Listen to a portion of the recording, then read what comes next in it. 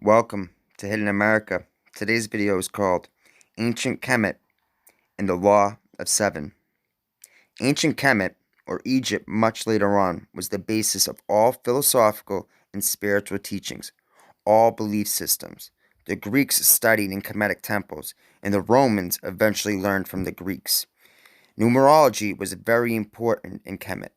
The number 7 represented completion.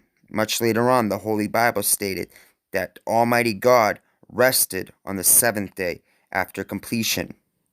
In ancient Kemet, there were 7 cardinal principles or virtues of the goddess Mayat to achieve human perfection. Number 1 was truth, based in fact with honesty and integrity. 2 was justice, a state of fairness and lawful judgment. 3 was righteousness, a state of consistent good conduct. 4, reciprocity, what goes around comes around. 5, balance and equal distribution of weight. 6, the correct sequence of thought and action. 7, harmony, one accord, a pleasing arrangement. Kemet was the home of the first mystery school. The Kemetic belief systems taught that there were 7 stages or ages of man before completion of his life cycle: infancy, boyhood, youth, manhood, middle age, old age, and death. They taught that every human possessed 7 senses, not 5: hearing, touch, sight, taste, smell, intuition, clairvoyance.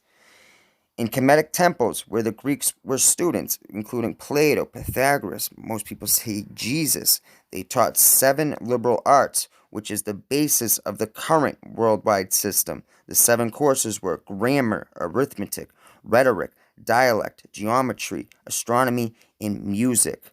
The ancient Kemetic principles gave rise to the 7 Hermetic principles, which are the basis of all Hermetic philosophy. Number 1 being the principle of mentalism. The all is mind, the universe is mental. Number 2, the principle of correspondence, as above, so below as above. Number 3, the principle of vibration, nothing rests, everything moves, everything vibrates. Number 4, the principle of polarity, everything is dual, everything has poles, everything has its pair of opposites. Number 5, the principle of gender, everything is gender is everything. Number 6, the principle of rhythm. Everything flows in and out. Everything has its tides, its ebbs and flows. Number 7, the principle of cause and effect. Every cause has its effect. Every effect has its cause. Now, much later in modern times, these 7 cardinal principles that were used to achieve human perfection were turned to the 7 deadly sins: sloth, lust, anger, pride, envy, gluttony, and greed. You see the 7 stages of grief: shock, denial, anger, bargaining, depression, testing, acceptance. So what is the law of 7 and how does it relate? Well, it was an ancient cosmic law that was known in Kemet, but lost in history, only to be found much later. Now we must remember that everything in its purest form is energy. Energy is frequency. Frequency is a number. All is numbers. Remember, Pythagoras said that. Frequency is waves. Waves is the number of oscillations. The law of 7, or the law of the sevenfold development of energy, is considered the first fundamental and cosmic law of the universe and repeats on all levels of creation. The basis of the law of 7 explains why nothing in the universe, nature, or life occurs in a straight line. Everything must deviate at definite intervals, meaning through life in all of the universe there are ups and downs that happen lawfully.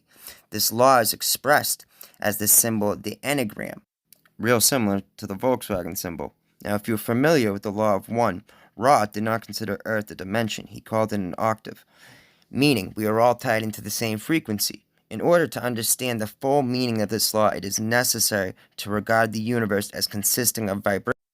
If something vibrates at 1,000 vibrations a second, and at the frequency increases to 2,000 vibrations a second, this period is an octave.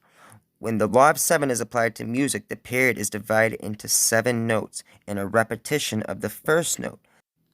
The major octave is really a picture or a formula of cosmic law, because in the common arrangements with 1 octave, There are two moments when octaves slow down by themselves. Vibrations do not develop regularly.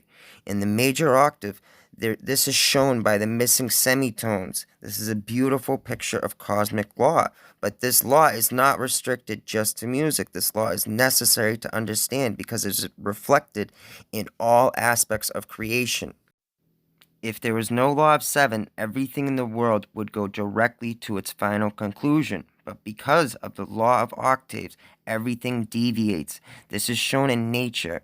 If it rains, it wouldn't stop. Lightning and thunder, earthquakes would go on indefinitely. Floods wouldn't stop. But they do stop because of the law of seven. At every missing semitones, things deviate. They do not go by straight lines. A perfect system working harmoniously. And this is Plato's Music of the Spheres.